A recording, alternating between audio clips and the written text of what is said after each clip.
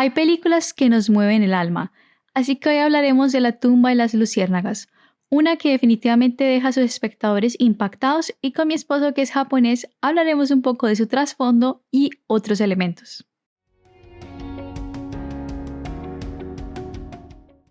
Antes de comenzar, quiero recordarte que no olvides suscribirte y que si este de tu agrado dejes un like. Asimismo, activa la campanita para que no te pierdas ninguno de mis próximos videos. Konnichiwa, Misaki desu.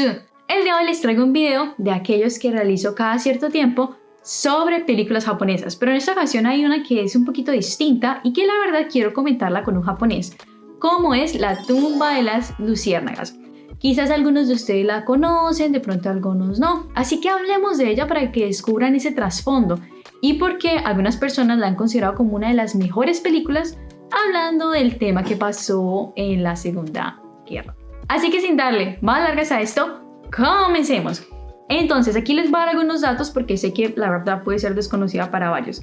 Esta película es de animación producida por Estudio Ghibli. De digamos que cadena, se conoce mucho a Hayao Miyazaki, el que produjo la película ganadora de Oscar como es El viaje de Chihiro. No obstante, esta es de Isao Takahata.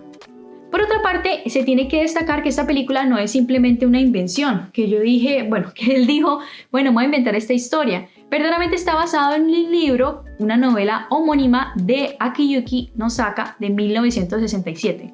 Esta persona vivió en lo que fue el conflicto y claramente tuvo la historia así súper hiper mega fuerte que pasa en la película. La tumba de las luciérnagas, Hotaru no Haka, narra la historia de Seta, de 14 años, y Setsuko, de 4 años, dos hermanos japoneses que viven al final de 1945 y el conflicto, cuando un avión norteamericano y un ataque los separa de sus padres. Los dos hermanos tendrán que depender completamente el uno del otro en su lucha para poder sobrevivir. How old were you when you first saw this movie, when you first watched it? I don't remember. But you were a kid, no? Yeah, I was a kid. And also I didn't like it. Why? Because it was very scary to watch. Ah. The one made as live action. Oh, this movie? 2005 2005. Was, more scary. Basically, like, there is something that when you watch this movie, and perhaps many of you, as I just told you this story, you're going to think this movie is about we have to stop the conflicts. But actually, no. It's about the how we perceive young people. Because through the movie, you can see how many people actually kind of like ignore them. Mm-hmm. So it's trying to basically promote the idea of having the humanity towards kids and young people. Nowadays, of course, people are actually really care about kids using how they're protected in Japan. But perhaps at those times, because it was released in 1988, all the things were completely different. So that's actually the point that they want to transmit. There are some things that I found really interesting about this movie, because I read, and I think this is one of the stereotypes, I read that this movie is mandatory for kids to watch in Japan. That's not mandatory. What did they say? That movie is broadcasted every year. I know that. During the time of, of course, yeah, of course, always. In the summer, always. And I also read that this idea that kids must watch the movie and then you need to write an essay. I think it depends on the school. And also some kids doesn't want to watch, right? Because you felt, for example, that I was strong. Yeah. Something that I want to show you, like I told them that this is based on a true story. Mm-hmm. And this is in Kobe. This movie is in Kobe. Perhaps many of you, when you associate the conflict of you think about Hiroshima and Nagasaki. Mm-hmm. But this is in Kobe. Mm-hmm. Or maybe you think in Tokyo. The places like Sannomiya, Nishinomiya, there are places that exist, right? Mm-hmm. But all the city was affected, I know. But Kyoto was not that. Yeah, because there are many World Heritage, right? That's why. But at the time they didn't know there were many World Heritage. No, they know that. At the 1940. Yeah. So kind of like, when it comes to the history about this time, do you think the kids receive like a history class and they mention about this, no? Or they don't at school?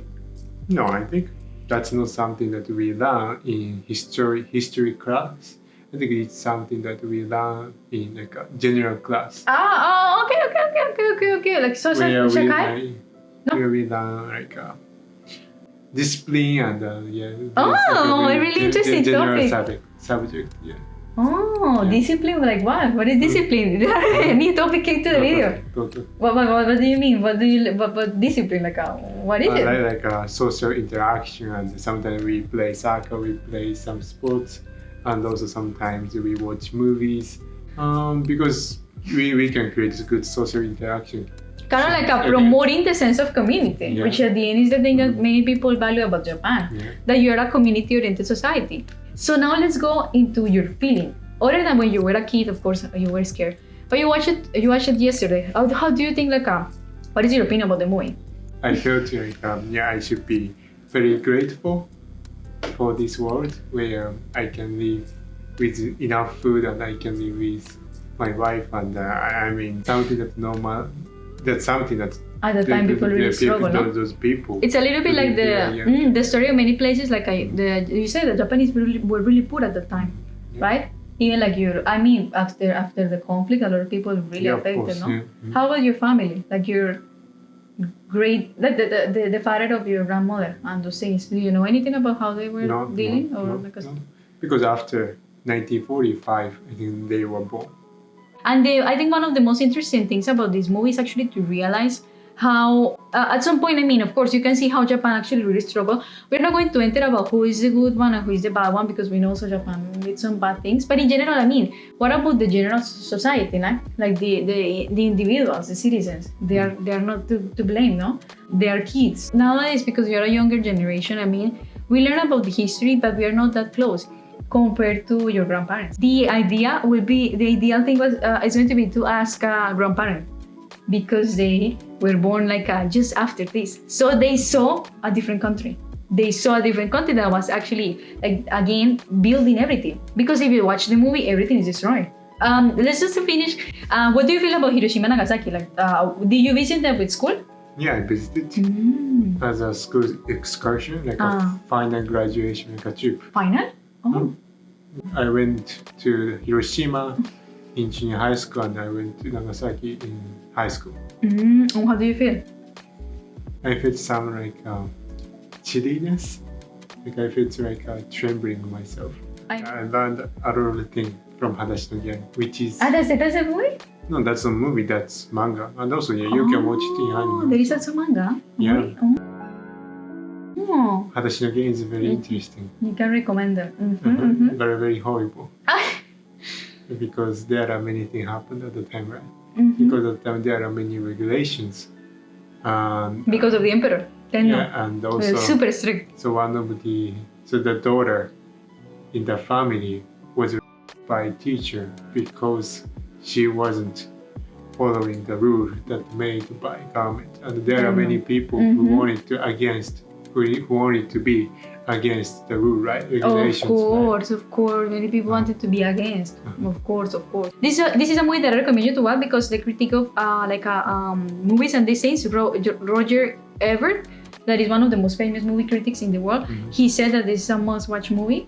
And in general, I mean, it moves you. You cannot ignore, and you're not going to feel this is boring. No, because even in the small moments when everything seems to be fine, there is beauty in them. Así que a todos ustedes, muchísimas gracias por ver. De pronto, disculpen que el video se haya extendido. La verdad es que quería compartir con ustedes un poquito con Masahiro, porque él es japonés. O sea, nosotros la vemos y como que no tenemos el contexto.